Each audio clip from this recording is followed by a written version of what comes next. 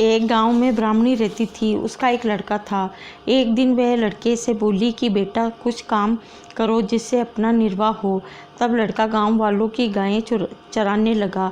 एक दिन लड़का पशुओं को पानी पिलाने घाट पर गया। वहाँ स्त्रियां स्नान करके दशारानी के गड्ढे ले रही थी। उनका एक गड्ढा अधिक था। उनमें से एक ने कहा कि लड़का किसी उच्च वर्ण का हो तो उसी को गड्ढा दे दें। फिर स्त्री ने पूछा कि तुम कौन वर्ण हो? वह बोला कि हूँ तो ब्राह्मण, पर कोई काम न मिलने के कारण घेरे चराता हूँ। स्त्रियों ने उन लड़के को एक गड्ढा देकर कहा कि तुम इसे घर जाकर अपनी माता को देना और कहना कि इसका पूजन और व्रत करें।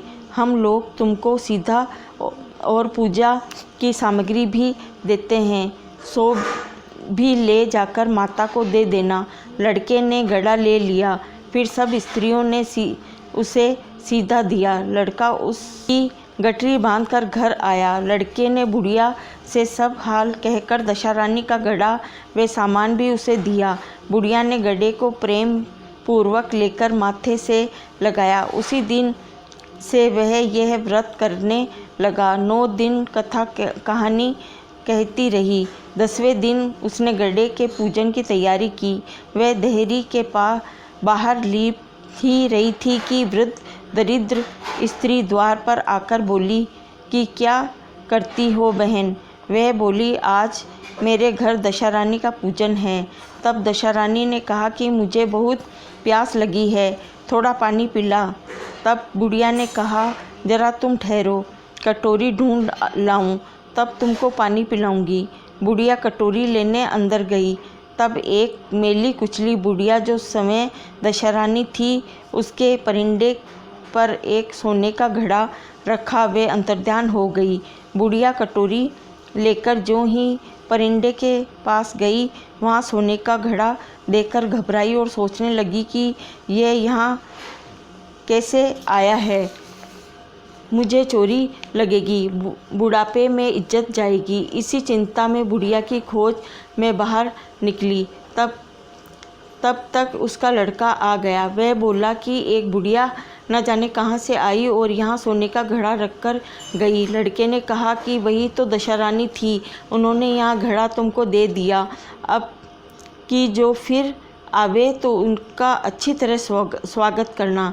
अब बुढ़िया नदी में नहाकर आई तो सामने सोने का घड़ा भरा दिखाई दिया और उत्तम वस्त्र एक किनारे रखे थे। बुढ़िया ने किसी से पूछकर किए बिना ही उन वस्त्रों को पहन लिया और घड़ा हाथ में लेकर वह जो ही घर चलने को तैयार हुई कि 4 कहार डोली लिए आ पहुँचे और बुढ़िया से बोले कि यह डोली तुम्हारे लिए आई है, इसी में बैठकर घर चलो। आगे देखती क्या है कि जहाँ फूटी झोपड़ी थी, वहाँ कंचन के महल बन खड़े हैं। बुढ़िया ने महल के भीतर श्रद्धा और भक्तिपूर्वक दशारानी के गड्ढे की पूजा की और अंत में हाथ जोड़कर यह वरदान मांगा कि हे महारानी, जैसे तुमने मुझको यह संपत्ति दी है, वैसे ही मेरे लड़के का विवाह हो जाए, तब यह सब शोभा देगा। कुछ दिनों बाद लड़के का विवाह हो गया और बहुत ही सुंदर सुशीला बहू घर में आ गई। तब बुढ़िया ने दशारानी से दूसरा वर मांगा कि जैसे मेरे बहू बेटा है, वैसा ही पोता पाऊँ। कुछ दिनों बाद बुढ़िया के लड़के को भी लड़का हो गया। एक दिन बुढ़िया ने बहू को समझाया कि मेरी यह सब संपत्ति दशारानी की दी हुई है, उन्हीं की कृपा से तुम भी इस घर में आई हो। यदि मैं मर जाऊं और कहीं एक मेली कुचली बुढ़िया तुम्हारे घर आए तो उसका विनयपूर्वक स्वागत करना। यदि उसकी नाक बहती हो तो उसे आंचल के छोर से पोंछना, घिन नहीं करना।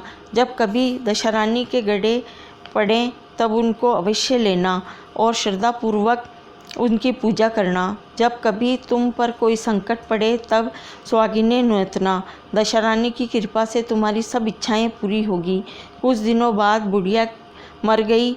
तब दशारानी ने सोचा कि चलकर देखना चाहिए कि अब बहू सास के वचनों का कहाँ तक पालन करती है।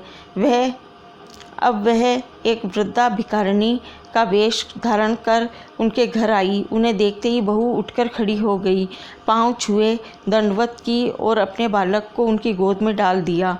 उनकी ऐसी श्रद्धा भक्ति देखकर दशारानी ने आशीर्वाद दिया कि तेरी धर्म वृद्धि हो, भगवान सदैव तेरा भला करेगा, भंडार भरकर रहे, कभी किसी की बात की चिंता तुझे ना हो, जो इच्छा करेगी सो फल पाओगी। दशा रानी ने जैसी कृपा दृष्टि बुढ़िया ब्राह्मणी पर की, वैसी ही अपने सब भक्तों पर करें। बोलो दशा माता की जय।